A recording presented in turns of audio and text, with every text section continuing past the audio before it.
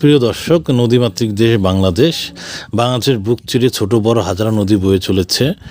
আমরা আপনাদেরকে আজকে যে নদীটি দেখাবো সেটি হচ্ছে উত্তরবঙ্গের একটি নদী, তিস্তা নদী। এটি হচ্ছে ভারতের সিকিম থেকে এসেছে। আপনারা দেখতেছেন নদীটি বর্ষার পানিতে তলিয়ে গিয়েছে।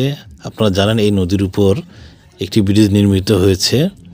একটি বলা যাবে না, আমাদের গাইবান্ধা অঞ্চলে একটি ব্রিজ নির্মিত হয়েছে, সেটি হচ্ছে তিস্তা ব্রিজ। এছাড়াও কাউনিয়া অঞ্চলে একটি ব্রিজ এবং গঙ্গাছড়া উপজেলায় একটি ব্রিজ নির্মিত।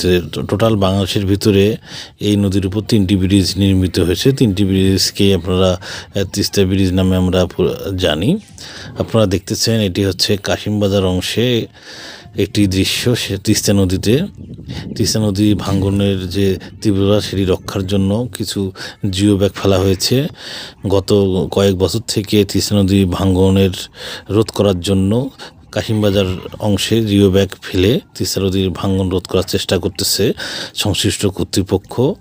আমরা যতদূর জানি অনেকটা ভাঙ্গন রোধ হয়েছে এবং তিস্তার যে মেইন নদীটি এখন কাশিমবাজারের কর্নারে নেই। তিস্তার মেইন নদীটি এখন নদীর মাঝ দিয়ে অর্থাৎ দক্ষিণ দিকে আসতেছে, আবার চর ভেঙে ভেঙে কাশিমবাজার ভাঙার সম্ভাবনা আপাতত নেই।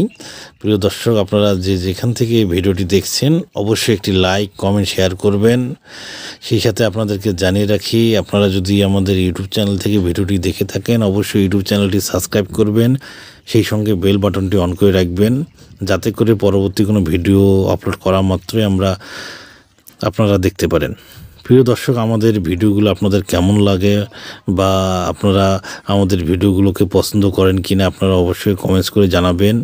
আমাদের সাধ্যমতো, আমাদের সময় স্বল্পতার কারণে আমরা বেশি ভিডিও দিতে পারি না, আমরা সাধ্যমতো ভিডিও দেওয়ার চেষ্টা করি।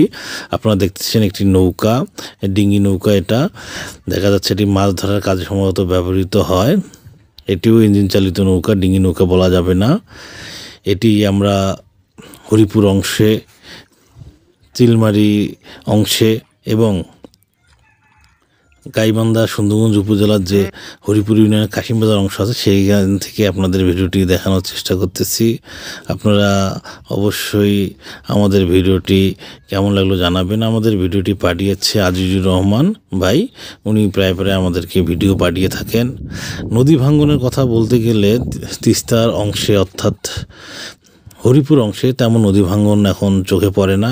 গত কয়েক বছর অর্থাৎ 2.5-3 বছর আগে ব্যাপক নদী ভাঙ্গনের অবস্থা ছিল ওই অংশে, কিন্তু সেটি এখন প্রশাসনিক কর্তৃপক্ষ ব্যবস্থা গ্রহণের কারণে এখন নদী ভাঙ্গনের তীব্রতা নেই। জিও ব্যাগ এবং বিভিন্ন ব্লক ফেলার কারণে নদী ভাঙ্গন অনেকটা রোধ হয়েছে। নদী ভাঙ্গন একটি খুবই জরাজীর্ণ সমস্যা আমাদের সুন্দরগঞ্জবাসীর জন্য। প্রিয় দর্শক, আপনারা অবশ্যই আমাদের ভিডিওটি যেখান থেকে দেখলেন অবশ্যই লাইক, কমেন্ট, শেয়ার করবেন। সেই সঙ্গে ভিডিওটি কেমন লাগলো একটু কষ্ট করে জানাবেন।